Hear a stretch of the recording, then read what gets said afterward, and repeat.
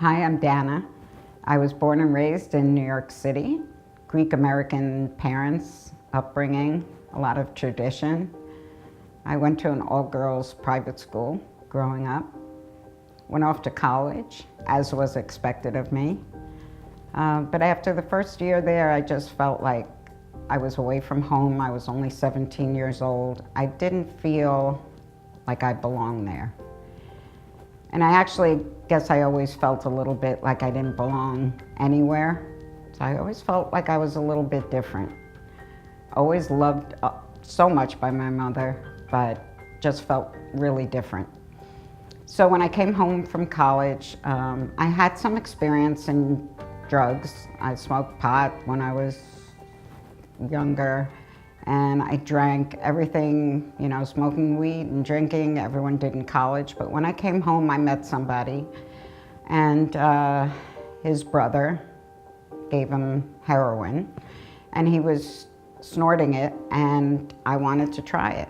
And he gave it to me, and I found what felt like I found my courage, my strength, my belonging, or so I thought at the time. And I progressed, of course, to injection drug use, which is how I eventually became HIV infected.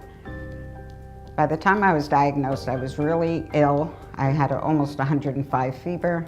I called an ambulance. At that time, I was a sex worker. I was living in the Bronx from apartment to apartment, and I got very sick. I called an ambulance, they took me to the hospital, and they said, "We think you should test for HIV." And at the time, you had to consent in writing. And I had a really bad infection in my heart, and that was from injecting the drugs. It was called endocarditis. And the doctors told me it was the first of many what I call the finger wags. And that was, stop doing what you're doing, or you're gonna die. But they never told me how to stop doing what I was doing, so I kept doing it. So I went back out into the street. I actually, before I went out, I spent 2 months in the hospital on 3 different antibiotics. And I went back out, I kept doing what I did, ended up back in the same hospital, the same room, the same floor. And my children's drawings were all up on the wall.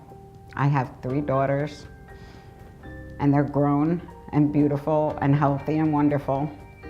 But at that time, when I got sick again and I came back to the hospital, my results were waiting for me. My HIV test results were waiting. And the doctor said, you know, you're positive, okay? Okay. And he walked out the door. And when he walked out the door, I just stood there like, oh my God, what do I do? And other girls on the floor in the hospital came around my bed. They all dragged their IV poles into my room. And it was the first sense of community that I felt. And they sat on my bed and told me everything was gonna be all right, and that I'm gonna live. And this was the early 90s, and a lot of people were dying.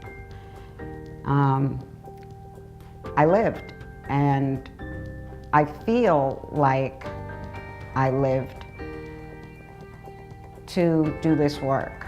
I feel like I lived because I'm supposed to help somebody else. I feel like it's my purpose.